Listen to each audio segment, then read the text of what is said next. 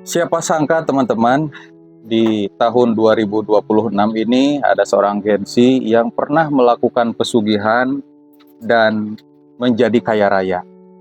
Pertama-tama pengalaman saya itu yang pertama dari orang tua, yang kedua mengantar orang, yang ketiga saya sendiri yang mencoba gitu.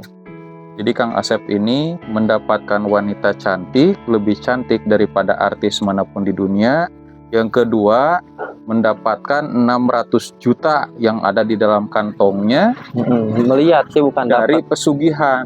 Melihat meraba-raba juga saya. Sampai memegang uang. Megang Ternyata saya real percaya gitu. real. Ini diikatnya tuh segini nih, tebel bang. Plok di tas. Mungkin Allah masih sayang pada saya. Mungkin Allah memang sekarang sedang menjatuhkan martabat saya.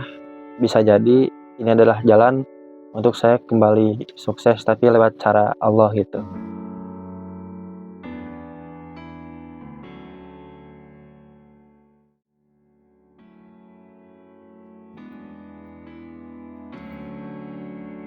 Siapa sangka teman-teman, di tahun 2026 ini ada seorang Gen Z yang pernah melakukan pesugihan dan menjadi kaya raya.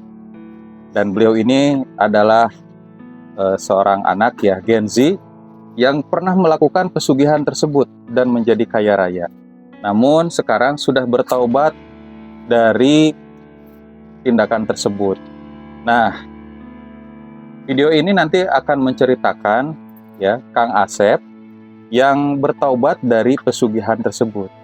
Nah, bagaimana kisah pesugihannya sehingga menjadi kaya dan bertaubat? Simak video ini sampai selesai, karena Kang Asep akan menceritakan secara gamblang. Dan buat teman-teman yang sudah terlanjur melakukan pesugihan, video ini sangat penting sekali untuk teman-teman semua. Kita sapa dulu. Assalamualaikum Kang Asep. Waalaikumsalam. Nah, bisa diceritakan ini Kang Asep ini pernah melakukan apa, kemudian pernah mengalami kekayaan itu seperti apa, dan mengapa sih sampai bertaubat, dan bagaimana cara bertaubatnya, Kang? Yang pertama-tama pengalaman saya itu yang pertama dari orang tua, yang kedua mengantar orang, yang ketiga saya sendiri yang mencoba gitu. Jadi kalau pengalaman pribadi saya yang mencoba pesugihan itu, kebetulan saya lebih 2 atau 3 kali saya mencoba berbagai tempat. Yang pertama, saya waktu itu keluar SMA saya kerja di Bandung. Waktu habis ada bentrok sama ayah pergi, saya kerja di Bandung di salah satu perusahaan ekspor juga itu. Bekerja sama dengan perusahaan pesawat lah intinya, ekspor barang. Di sana saya kerja ngumpulin uang. Awalnya saya nggak ada kepikiran buat mencari hal seperti itu ya. Tapi setelah saya menjalani kerja banyak sekali tekanan, dari mulai tekanan mental, batin saya, terutama dari pihak keluarga yang memang disebut broken home gitu, terus ekonomi juga memang sedang di bawah. Nah, pada saat itu saya teringat dengan ayah saya yang pernah melakukan pesugihan. Dari sana saya pun mencari-cari informasi, dan kebetulan saya bertemu dengan, di Bandung itu saya sering nongkrong di warkop Singaparna katanya, buka 24 jam. Saya sering nongkrong di sana. Ada salah seorang bapak-bapak yang dekat lah sama saya, sering ngobrol. Dia bilang, saya tahu tempatnya, di Tasik ada, katanya di Sukabumi ada. Kalau di Tasik gimana Pak? Di Galunggung gitu katanya. Itu gimana tuh prosesnya? Kalau di Galunggung, di Tasik itu, di daerah Galunggung ada yang ke monyet, ada juga yang ke tikus. Nah, kalau yang di Sukabumi gimana? Di Sukabumi katanya sama ular gitu. Berhubung Sukabumi dari sana lebih lebih dekat lah, lumayan dekat ya. Perkiraan saya waktu itu dekat Sukabumi ini kayaknya dari Bandung. Ternyata waktu saya milih ke Sukabumi itu jauh. Jadi tempat si abahnya itu di pinggir pantai. Nah, setelah saya ngobrol sama si bapak itu, dia ngasih info alamatnya di Desa Anu, ya daerah Jampang, Sukabumi Jampang, dekat pantai. Seminggu kemudian setelah saya gajian, saya sekitar jam 5 pagi itu setelah sholat subuh, saya berangkatlah sendiri naik naik motor subuh-subuh. Berangkat di sana, waktu saya nyampe di Jampang itu memang di pinggir jalan tuh seperti ada warung-warung rampe, orang yang jual seperti menyan, dupa itu ada di daerah sana. Saya berhentilah istirahat di sebuah masjid di pinggir jalan di sana. Itu posisi setelah zuhur, entah itu jam 2 atau jam 1. Di sana saya istirahat, merokok, minum, makan gitu. Terus ada yang lewat di depan masjid itu, bapak-bapak, ya kayaknya orang sana deh. Saya nanya, Pak, nanyain saya ada bapak ini, terus dia sebagai spiritual lah. Saya nanya seperti itu. Oh iya, katanya, cuman jauh, motor gak bisa masuk kalau hujan katanya. Soalnya di bibir pantai itu kalau kalau hujan itu licin, katanya motor gak bisa jalan. Akhirnya saya memutuskan motor itu disimpan di masjid tersebut, tempat saya beristirahat. Karena kebetulan ada pagar juga dikunci, sama minta izin. Gimana kalau motor saya di sini pakai bapak? Gak apa-apa, aman. Asal kunci leher. Dikunci leher lah. Motor saya ditinggal sama helm. Kalau tas, baju saya bawa. Nah, posisi saya di sana belum beli persyaratan karena saya tidak tahu. Itu baru pertama kali ya. Di sana saya berangkatlah ke sana sesuai arahan dari bapak tadi. Setelah berjalan jauh sekitar hampir 2 kilo, dari atas itu kan bibir pantai itu banyak pohon-pohon seperti apa, pakis atau apa yang di pinggir pantai. Terus jalan setapak, mudun, akhirnya saya menemukan satu rumah yang atapnya itu masih pakai daun kelapa apa jerami itu ya. Dahon biasanya kalau di Ya. dekat pantai. Terus bilik juga pakai pagar. Saya datang ke sana ngetok pintu. Gak ada, si mbahnya tuh gak ada di dalam, ternyata ada di luar. Yang ngomong, saya perlu naon Jang, ada perlu apa? Dia bilang kayak gitu. Mbah, udah duduk dulu katanya. Duduk, saya disuguhin kopi, disuguhin air minum gitu ya. Di sana mulailah ngobrol, memperkenalkan diri, saya dari sini, maksud ini saya tuh kayak gini. Saya semuanya obrolin terbuka sama Simbah itu. Terus kata Simbah itu, kamu masih muda, masih panjang lengkah Jang, lebar. Kata si abahnya itu, lebar masih kena panjang lengkah. Mending ulah kana kitu cenah. Urang ieu we neangan panglancarna. Tapi dari sana saya tetap maksa gitu, pengen yang insan waktu itu. Emang pikiran saya udah gelap. Akhirnya abah pun menyetujui asal memang ada syarat yang harus saya beli. Syaratnya itu bakakak ayam, kelapa muda, kembang 7 rupa, kopi hitam, kopi manis, kopi pahit, susu, teh manis, teh pahit. Pokoknya rujakan semua sok beli banyak. Kebetulan belinya juga dekat dengan masjid yang saya nyimpan motor. Masjid, saya maju ke pertigaan, di sana ada warungan yang jual rampe. Saya balik lagi lah ke sana. Dikarenakan ini kayaknya gak bakalan hujan deh. Setelah beli sajen, saya baliklah ke rumah si abah itu dengan membawa motor. Karena gak kebawa kalau harus saya sendiri yang bawa. Singkat cerita, setelah asar, saya setelah membeli sesajen, saya kembali ke rumah abah. Bah, saya udah beli nih. Oh iya, simpan aja ke dalam. Itu ayamnya masukin dulu ke kandang katanya gitu. Akhirnya saya masukin dulu ke kandang. Saya istirahat dulu di sana karena perjalanan jauh ya, capek, tidur lah. Dibangunin sama si abahnya itu setelah isya. Di sana saya sholat dulu, biasa disuruh sholat.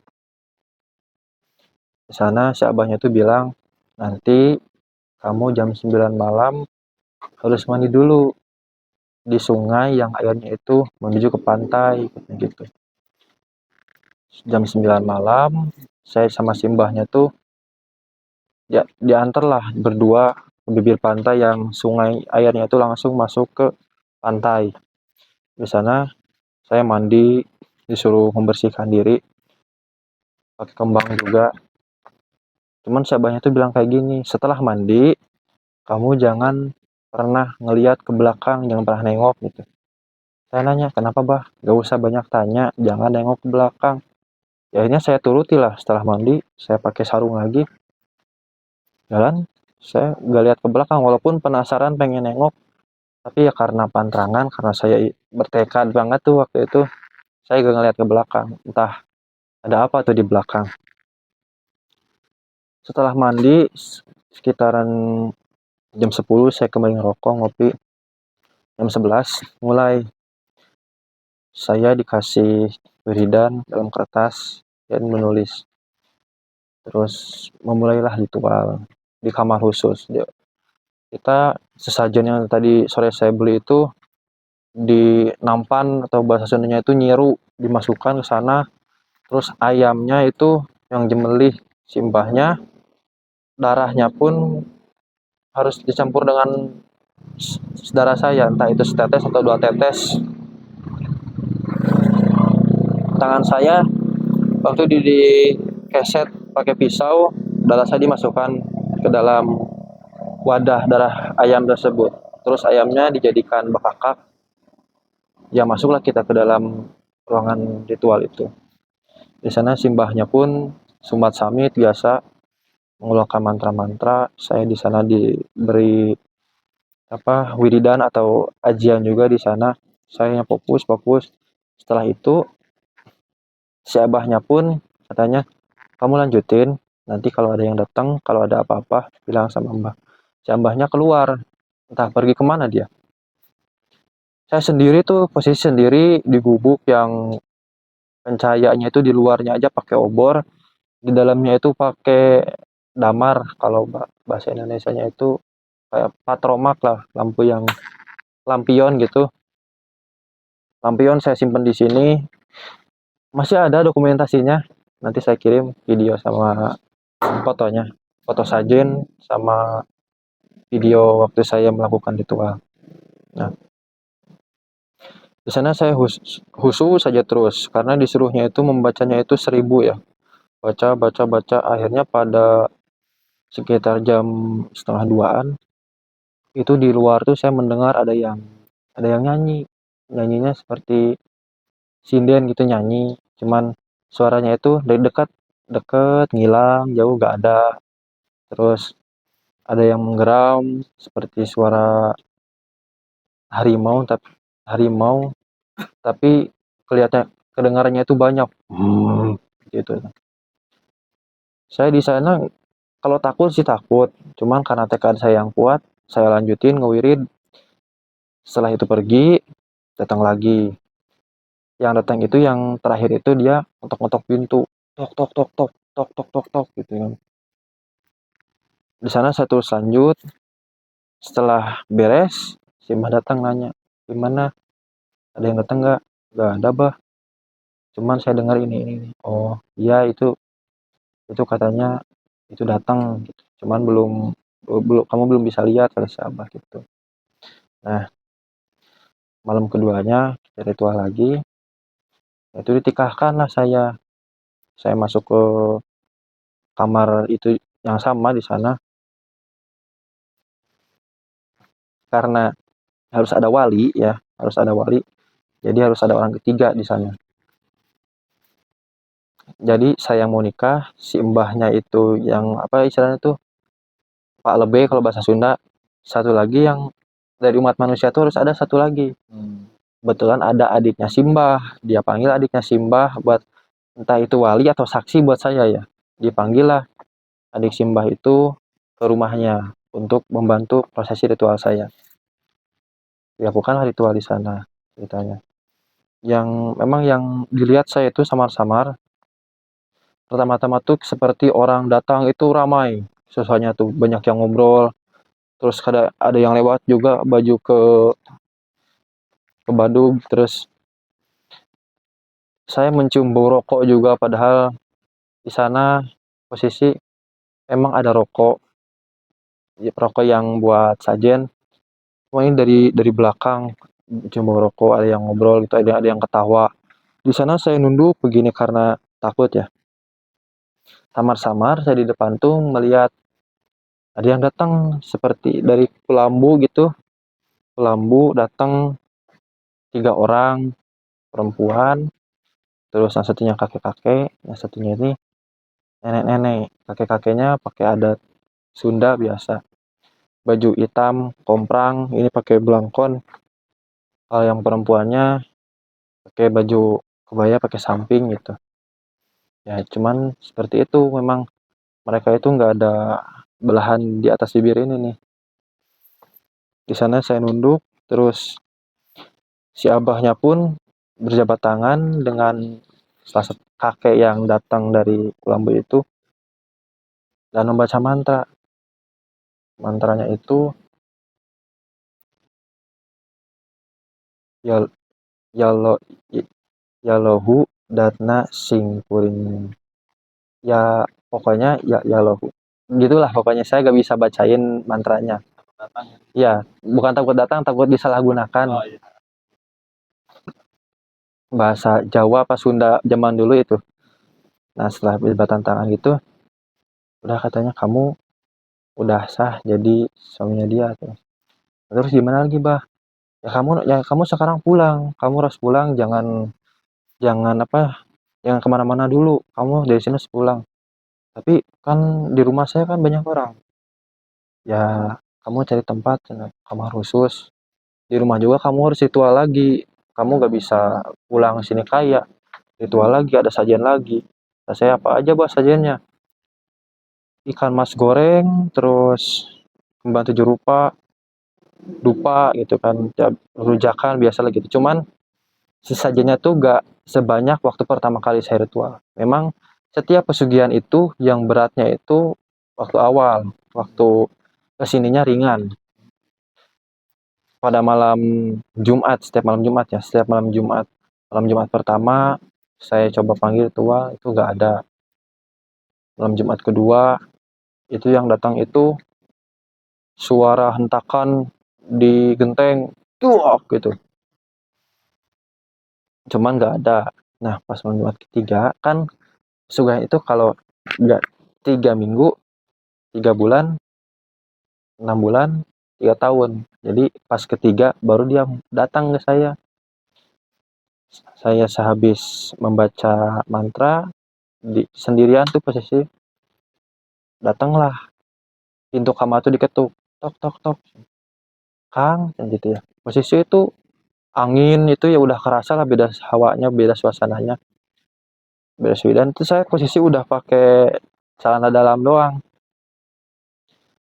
Di sana saya kaget, wah datang ya mah datang.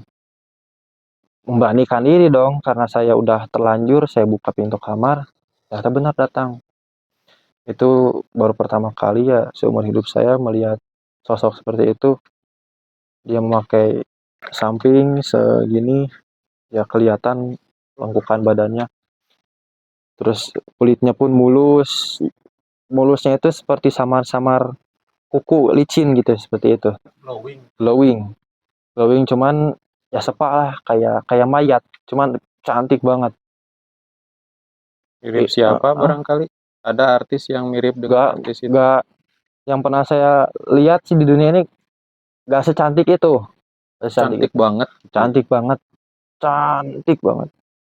Waduh, langsung terangsang dong ya. Iya, posisi saya langsung itu sempak langsung. Wah. Di sana. Apanya? Apanya? Ya langsung bangun di sana. Terus saya rangkul. Duduk di ranjang, Saya ngobrol dulu di sana, sempat dialog. Saya bilang gini, saya nggak mau seperti ini. Saya mintanya kekayaan sama uang. Dia duduk seperti ini. Hayang sabaraha akang dunia teh. Terus tinggal lihat kantong. Itu kan ada kantong tas saya tuh, kantong selendang. Saya buka tas itu, tas baju, uang sekitar 600 juta ada digepok. 600 juta. Pecahan Pakai karet. 100 ribu. Betul, 100 ribu, 50 ribu. Cuman nggak ada label bank. Nggak Gak ada. ada label bank. Maksudnya Bank Indonesia gitu. ada, cuman kan di bank Bangketna gitu. yang membengket uangnya itu bukan label bank. Oh, karet ya. Mengikatnya pakai karet. Iya. Waduh, uang banyak. Di sana ketambah dia cantik, ketambah dia saya udah nafsu. Saya ya grepe dia. Pas mulai saya mau ciuman itu, nah pantrangan itu kan kita kalau pesugihan apapun itu kita gak boleh mengucapkan kalimat Allah ya, asma Allah seperti astagfirullah, Allahu Akbar atau dan lain sebagainya. Pas saya mau berciuman, posisi saya di atas. Pas mau berciuman, keluar lidah dia seperti lidah ular atau kadal tuh dua gitu. Di sana saya kaget, astagfirullah gitu. Terus udah hilang. Hilang itu seperti kita pas astagfirullah, pas perem buka langsung ada. Cepat gitu. Kaget. Saya nggak nyari orangnya, saya nyari uangnya. Mana duit mana? Pas saya uang, aduh gak ada di sana. Aduh saya udah lemas, udah keluar duit, tenaga. Akhirnya saya balik lagi lah ke Sukabumi. Pas sampai di sana si mbahnya udah ngamuk, udah tahu.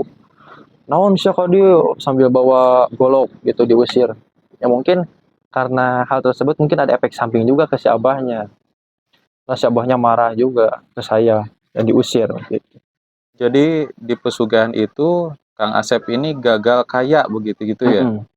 Gagal kaya, padahal sedikit lagi saya bisa jadi. Gara-gara mengucapkan kalimat istighfar. Begitu ya. Jadi masih ada Allah dalam hatinya Kang Asep gitu. Mungkin Allah masih sayang pada saya. Mungkin Allah memang sekarang sedang menjatuhkan martabat saya. Bisa jadi ini adalah jalan untuk saya kembali sukses, tapi lewat cara Allah gitu. Jadi Kang Asep ini mendapatkan wanita cantik, lebih cantik daripada artis manapun di dunia. Yang kedua, mendapatkan 600 juta yang ada di dalam kantongnya. Melihat sih, bukan dari dapat. Pesugihan. Melihat meraba-raba juga saya. Sampai memegang uang. Megang. Ternyata real. Saya gitu. Real. Ini diikatnya tuh segini nih, tebel uang. Plok di tas. Jeger. Setelah itu Kang Asep bertaubat. Saya dengar Kang Asep ini ada satu pesugihan yang berhasil Kang Asep lakukan. Itu benar? Itu saya mengantar. Oh, mengantar. Iya. Dan orang yang Kang Asep ini antar berhasil gitu ya? Berhasil. Nah, luar biasa. Gimana tuh? Jadi mau melakukan lagi? Mungkin begini, kalau pada dasarnya kalau misalkan waktu itu Kang Asep nggak mengucapkan istighfar, mungkin uang itu udah digondol mungkin ya. Udah, saya gak munafik saya. Kalau saya berhasil, uang saya digondol. Mungkin sekarang juga saya masih sama perempuan itu, iya. Tapi kalau yang Kang Asep raba biasa itu rasa ada kulit atau bukan sisik gitu? Enggak, biasa aja halus. Ada bulunya. Ada bulunya bahkan, bulu-bulu halus gitu. Kayak bule. Oh iya, bulu halus dan lebat itu menandakan wanita yang sangat agresif. Betul. Gitu. Apa tahu Bang? Nah itu cuman ada bedanya secara itu biologis Bang, sih. bedanya itu nggak ada belahan di atas bibir ini. Iya, berarti di tengah-tengah kumis itu ya, di depan hidung tidak ada belahan. Berarti rata. Mirip dengan ciri-ciri ular. Iya, ciri-ciri ular itu mulus sekali itu gitu. namanya apa sih yang di tengah-tengah bibir itu? Lekukan kumis lah. Atas bibir. Iya. Lekukan hakok. Mungkin teman-teman yang tahu komen ya. Jadi yang membedakan ipri sama manusia itu bukan ipri, jin, semua jin gitu. Oh, jin betina ya? Semua laki-laki, perempuan juga gitu. Oh, nggak ada. Bukan di atas bibir atas. Ya? Makanya Kalau Kalau kakak Asep dibuka, masternya ya ketahuan. ketahuan nih saya kalau dibuka. Tapi Kang Asep sudah mencoba melihat dari atas sampai bawah tanpa kain sehelai pun. Posisi kan di sana pakai damar, pakai apa? Lilin, Cempor lah ya. Campur. Kan nggak kelihatan tuh. Jadi kalau ke bawah saya fokusnya ini. Oh, besar Ini ke juga atas ya. iya, Besar. cetar gitu kan. Saya belum Bongkar lihat ke gitu ya, bawah. Cuman ini udah ada sih ke Bagian tubuhnya. ke Ada. pusar ya gitu. Kalau digesek-gesek mungkin ya. Mm-mm. Udah gini. Nah, cuman belum sempat gitu. Mm-mm. Kan pemanasan dulu lah, biasa kita namanya orang Ngobrol-ngobrol. lagi terbang lah, pengen ciuman dulu. Dia juga agresif, dia langsung, jadi saat ini tuh dirangkul, kepala satunya gini nih. Oh, dirangkul. Oh, gini kan dia. Rambut di Oh, dijambak sama dia. Oh, Pas mau sempat gitu, kenalan dulu nggak sama Enggak. siluman ular itu? Namanya gitu. enggak. Jangan kamu nanya nama sama asal, itu nggak Oh. boleh dalam pesugihan tuh. Yang kamu dari mana, jangan, Nama juga nggak boleh. nggak boleh. Mm-mm. Jadi kita cukup melayani dia, dapat uang gitu, udah selesai. Mm-mm. Dan sekarang kembali normal seperti biasa. Gitu. Saya kira cukup ya, Nah, atau mungkin endingnya gimana itu waktu itu kan akan gagal tuh. Mm-mm. Nah, endingnya gimana? Apakah dia marah, terus kuncinya marah juga, terus Kun- ada efek sampingnya enggak gitu? Apakah Enggak. jatuh sakit atau gimana gitu? Enggak, kalau ke saya enggak, cuma ke kuncennya jadi kayak orang cacar, merah-merah, dia sambil bawa golok kan, marah sama saya waktu ke Sukabumi lagi. Itu posisi sekitar 2 minggu, habis itu lah karena saya ngumpulin dulu uang, saya ke Sukabumi lagi sendiri. Kuncinya mungkin udah tahu nih orang gobloknya bakal datang lagi, dia udah bawa golok. oh, Udah bawa golok. Posisi Kang Asep kan udah nikah ya. Mm-mm. Nikah. Apakah si cewek itu datang lagi? Enggak ada. Cerai gitu. Berarti cerai. Ya kalau udah itu ya gagal kan, posisinya itu kita belum Nikmati gitu. nikmati dia belum terpuaskan oleh saya belum mendapatkan Tapi uang kan itu gitu. udah ada akad di awal. Iya betul, udah ada akad. Berarti sampai saat ini kalau misalkan nggak ada putusan tolak dari KUA, berarti statusnya masih suami istri dong. Sih mungkin, tapi saya penasaran tuh, mungkin kalau saya tahu mantra pemanggilnya si Abah itu misalkan ngasih Kalau tahu, dikasih lagi gitu. dia bisa datang. bisa aja datang. Apakah mantranya yang tadi disebutkan bukan? Bukan, Beda itu waktu dia akad si Abah sama itu. Jadi akadnya beda ya, Bu. Beda. Saya menikahkan apa gitu, beda. Jadi mungkin masih hafal. saya nikahkan orang ini dengan anaknya, mungkin seperti itu. Mantra memanggilnya saya lupa waktu itu, di kertas. Tapi dikasih Karena waktu panjang, dikasih di kertas panjang, kasih ditulis sama Oh siapa. iya, saya mau tanya itu, yang di kertas itu tulisannya apa? Jadi bacanya itu, ini kan ruangan anggaplah kotak. Kita tuh baca harus 1000. Jadi ngadep ke kulon, ngadep ke kilo, ngadep ke kulon 100, ngadep ke kiri 100. Jadi berbagai arah tuh kita Bacaan itu. baca, 4 penjuru baca muter. Setelah di sini beres, nih ayat ini beres 1000, putar lagi ayat 1000 terus gitu. Semua arah, semua penjuru tuh dibaca. Iya. Saya tertarik dengan Kang Asep ini, kan beda dengan yang lain. Biasanya kalau pelaku pesugihan itu bapak-bapak sepuh begitu ya, menceritakan masa lalu. Kalau boleh tahu Kang Asep ini kelahiran tahun berapa sih? Saya masih muda. Ada di bawah 30 kayaknya ya? Bawah 30. Wah, luar biasa, ini Gen Z ya. Dan sekarang masih ada yang melakukan pesugihan. Udah senekat itu. Senekat itu. Karena memang background keluarga pun ayah selaku pelaku. Terus dari keluarga ibu juga kan cuma bukan pesugihan, tapi seperti dunia pelet, penglaris. Itu keluarga saya udah kental banget. Oh, jadi pernah merasakan bagaimana rasanya kaya begitu ya? Iya, terus bagaimana saya tahu bagaimana caranya menarik perempuan atau memelet. Saya pernah melakukan dengan cara saya sendiri. Dengan ilmu yang saya dapat di pesantren, saya pernah melet perempuan. Oh, berhasil? Berhasil. Luar biasa. Sampai sakit dia.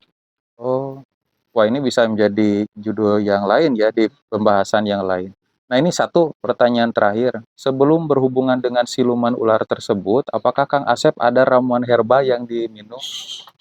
Nggak ada. Tidak ada. Tapi kata si mbahnya sih itu minimal itu kamu harus kuat 7. Tapi katanya kalau sama siluman tuh bakalan kuat.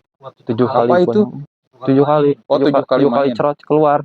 Oh, udah dicoba berarti. Kata si mbahnya. Oh, sudah menganalisa bahwa Kang Asep ini bisa 7 kali 7 keluar. kali. Wah, luar biasa. Jadi udah dari sananya ya. Oke. Kuat gitu. Dicoba juga sih kuat. Nanti mungkin saya mau tanya-tanya ya bagaimana, jadi karena bermanfaat sekali untuk para pria gitu ya.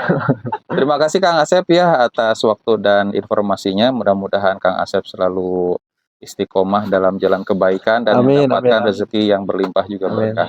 Kami pamit undur diri. Assalamualaikum warahmatullahi wabarakatuh. Waalaikumsalam. Waalaikumsalam.